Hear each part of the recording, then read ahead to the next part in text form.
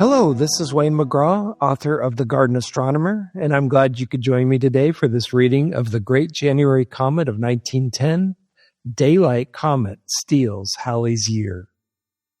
The year 1910 was supposed to belong entirely to Halley's comet. For months, the printing presses had been humming, priming the public for its anticipated spring return. The world was waiting. But the cosmos decided on a surprise months earlier. It's January 12th, 1910. The Transvaal Premier Diamond Mine in South Africa is thick with the dust of the night shift. A group of miners emerges from the mine before dawn. Overhead, cutting through the purple of the pre-dawn horizon, is a hazy, uninvited streak of light. "Is that it?" one of the miners says, wiping grime from his brow as he stares eastward. "The one from the papers?" "Can't be," another replies, his voice hushed. "They said Halley's wasn't due until later this year. This thing has no business being up there." In a world before the instant hum of global communication, the miners start talking, and word spreads as it makes its way into the nearby towns. 3 days later, the rumor reaches a railway station in the nearby town of Kopjes. Before the first rays of sunrise can touch the steel tracks, 3 men stand on the platform, their collars turned up against the morning air.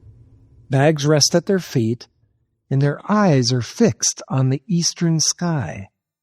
For 20 unbroken minutes, they watch the glowing guest climb steadily through the dark. "That'll be Halley's," one of them says finally. The others consider the thought in silence. After all, the newspapers had been talking about Halley's for months, filling columns with charts and predictions, and it makes sense that the sky would finally deliver. "Must be early," another mutters, checking his pocket watch. A whistle blows in the distance. They pick up their bags, step onto the train, and go on with their morning, entirely unaware of what they actually witnessed. Meanwhile, on the other side of the world, the sky plays the exact same trick. That very same morning, a man named T.P. Lappy leads a party of hikers up the rugged slopes of Ben Lomond Peak in New Zealand. Somewhere along the early ascent, the mountain air grows sharp and the group stops. Rising vertically from the dim silhouette of the ridge is a tail of light, broad and like a wide brushstroke of luminous gas. Laffy stands transfixed. He's convinced, after all, it's Halley's Comet, finally returning from a 76-year voyage through the solar system. Back in Johannesburg, everyday folks notice the sky is misbehaving too. The editor of a local newspaper, sensing a story, phones the Transvaal Observatory. The tip lands on the desk of Robert Innes, the observatory's director. Innes is a self-taught Scotsman who left school at 12 and never set foot in a university lecture hall. Yet his passion for the night sky had earned him a fellowship of the Royal Astronomical Society by the time he was 18. Just imagine, only 18 years old. A wine merchant in Sydney before astronomy claimed him entirely, he possessed the kind of determination that led him to spend countless nights sweeping star fields for new discoveries. On that morning of January 17th, Innes adjusts his 9-inch refractor, sweeps the eastern horizon in the constellation Sagittarius, and catches the interloper. There, a smudge of light, like a breath on glass, appears to the astronomer, and now the world will soon hear more about the uninvited guest. But January 17th has one more trick up its sleeve. It isn't merely the day astronomers finally catch up to the comet. It is the exact day the icy wanderer reaches perihelion, its closest, most furious encounter with the sun. As the morning sun climbs toward noon, the comet refuses to dissolve into the daylight glare. By midday, people hold up a hand to shield their eyes from the sun, scan just a few degrees away and see the comet blazing in broad daylight with the naked eye. Can you imagine that? It has swollen to an astonishing magnitude of -5. If you don't know, that's about as bright and a beautiful solitary light outshining Venus at her most brilliant.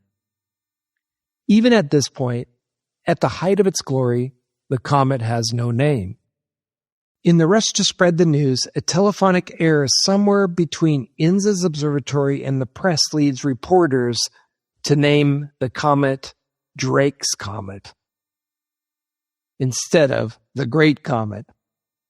Because the comet had ambushed the Earth out of nowhere, there was no single astronomer to claim it, no human surname to anchor it to the ground.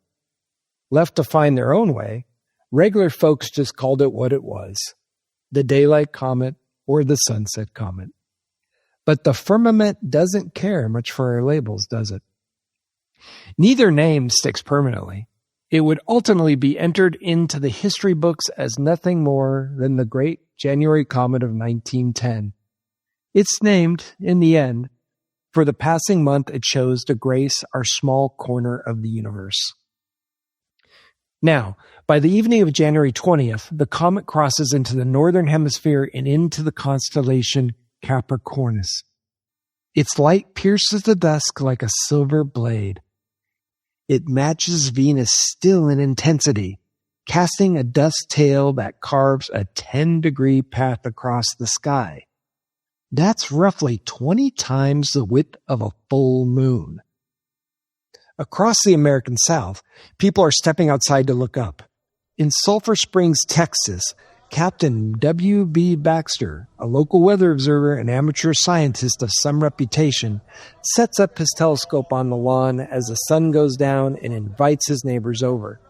Friends gather in the cooling evening air while Baxter holds court, pointing his scope into the dusk and explaining how an icy rock can send a silver blade across the sky. It's the kind of night any backyard astronomer would give anything to share. The next day, even the editors at the Dallas Morning News can't help but run a small paragraph about Captain Baxter's evening. Days later, on January 26th, 12-year-old Helen Tufts, living in Exeter, New Hampshire, opens her diary before bed and pens a quaint fragment of history. She writes, "And we all saw the comet. Thea, Jim, Henry, and all of us." Across town that same evening, 15-year-old Marion Tyler records a simpler note in her own journal, writing, "Saw a comet about 6 o'clock.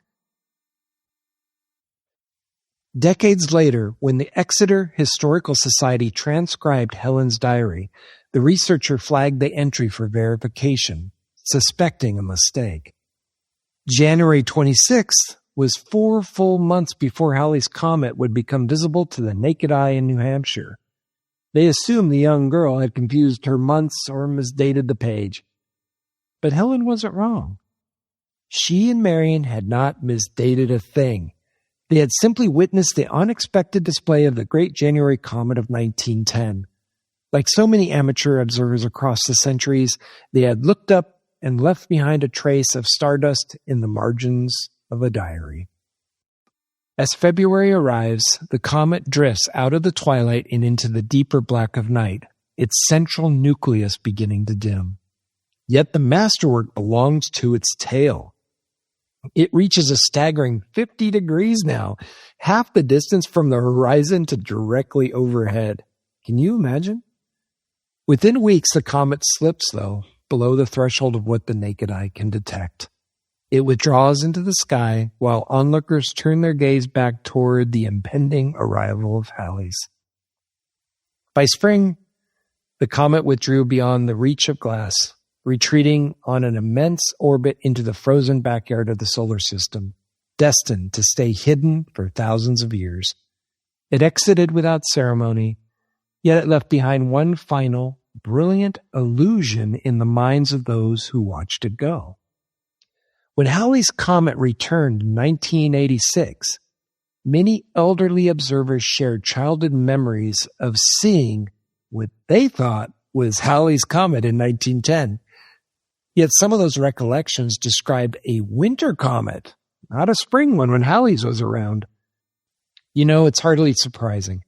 The Great January Comet had arrived first, brighter than anyone expected, and seized the public imagination.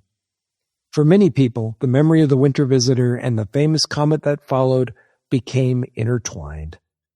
Halley's may have won the headlines of 1910, but the Great January Comet won the memories. Thanks for listening in.